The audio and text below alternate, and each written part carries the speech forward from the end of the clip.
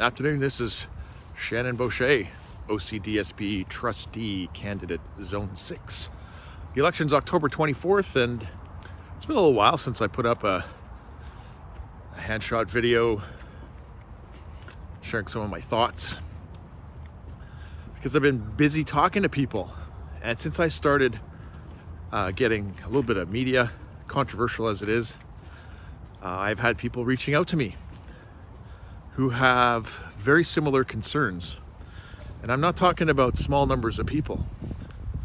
There are whistleblowers inside the OCDSB in the mental health field who have been watching the slow co-option of ethics and professional competencies by bureaucrats administering policy without the training or expertise to be able to do it, thereby overriding the actual professionals whose knowledge and training should be respected. And this is causing problems for kids. Had parents reaching out to me about abuse of disabled children within the OCDSB. I've had people from the Muslim community reaching out to me concerned that the schools are pushing ideas that deeply conflict with their religious beliefs and their values, and not only being insistent upon it, but doubling down on teaching their children ideas that are antithetical to their fundamental beliefs. I've had very deep conversations with people in the Christian community, and recently this week have been learning more about how public school system is turning against Jewish students. We have a situation in the Ottawa public school system where Jews are being segregated from the rest of the student population. I'm going to say that again, and in case you don't know your history, segregating Jews is a slippery slope and not a good sign of how identity politics are being handled in schools. There are Jewish students being segregated from the student population, ostensibly for their own protection, because identity politics allows the proliferation of divisive identities within the school system, and in fact encourages it.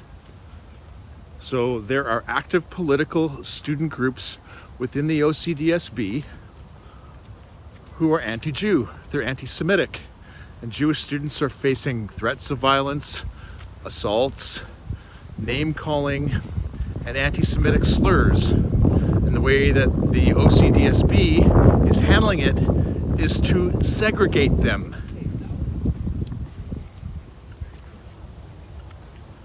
We're deeply in trouble.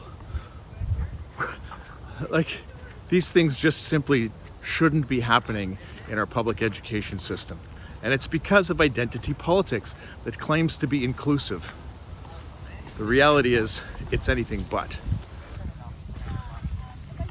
So in the upside down world of diversity, equity, and inclusion, and I'd say upside down for a reason. Inclusion, well, let's start with a bit of background. Diversity, equity, inclusion policies are built on critical social justice ideology. We call it critical theory, critical race theory. It encompasses gender or queer theory, and even radical feminism that basically divide the world into two: the people who are victims and the people who are oppressors. And the idea of diversity, equity, and inclusion is to serve the people or the groups identified as victims by these ideological assertions. And so anyone who questions this is excluded. You know, the anti-bullying is part of the diversity, equity, and inclusion framework. However, if you don't subscribe to the idea that we live in a white supremacist society, that white people should be guilty for systemic racism, have systemic privilege, and unearned benefits, if you question that, under the inclusion policies, you get excluded. That's how it works. And the same thing is happening to students. So the proliferation of student activist groups, I'm not going to name them, are anti-Jewish, are the ones to be included, and the Jewish kids are to be excluded. That's the way the ideology works. It's completely upside down. I've talked about this before, about my family coming to Canada. And my father's family, my grandfather, my grandmother, my great uncle and his wife, and a couple of others escaped Russia in 1927 from a place, globally speaking, not too far from Crimea and eastern Ukraine. And they were part of a deliberate starvation campaign. They were victims of that under the emerging communist regime, genocidal regime.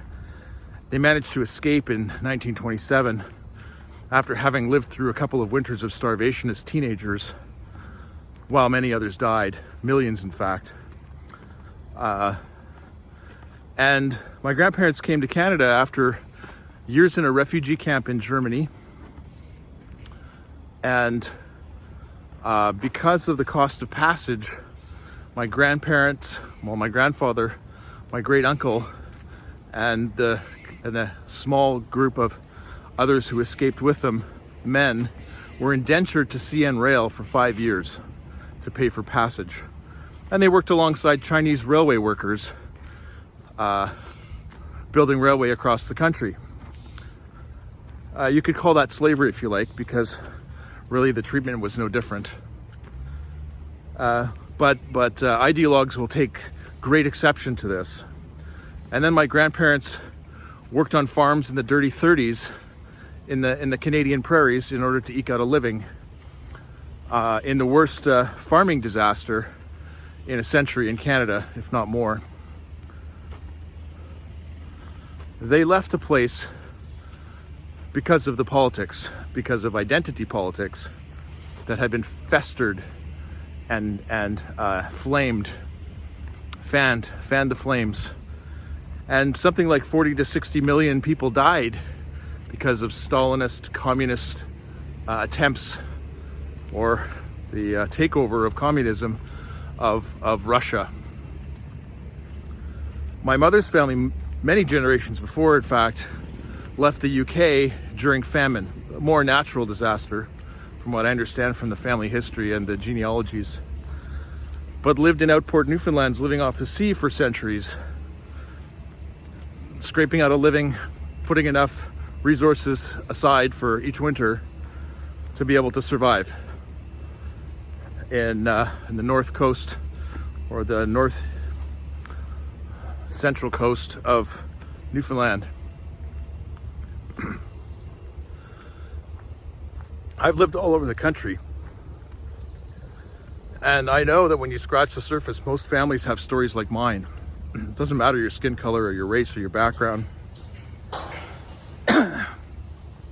Korean boat people, their children came to our school in Peel region in the early 1980s.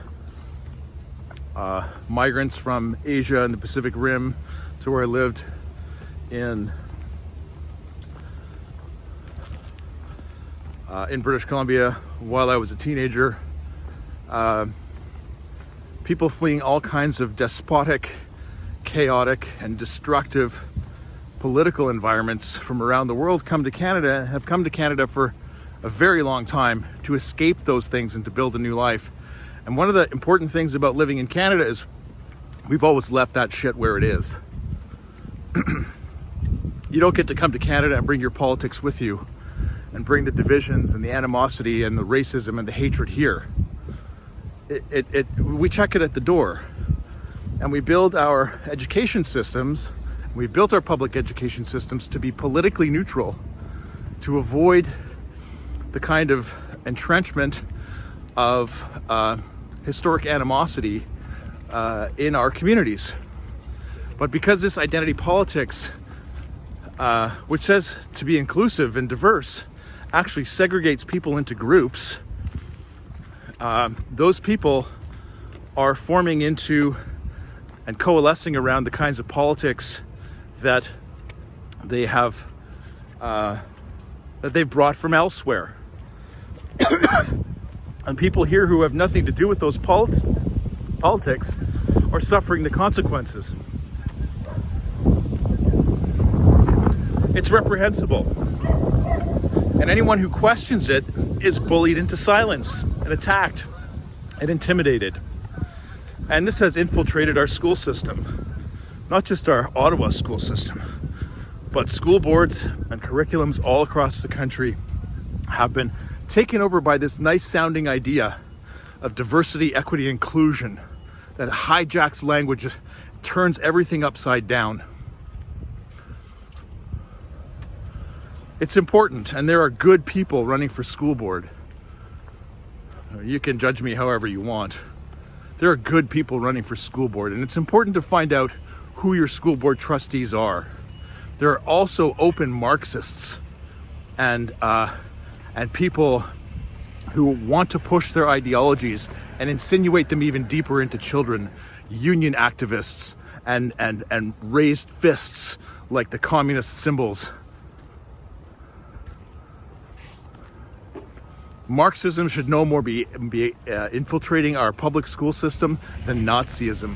Politics don't belong in school. We need a neutral school environment for the health and safety of all of our children.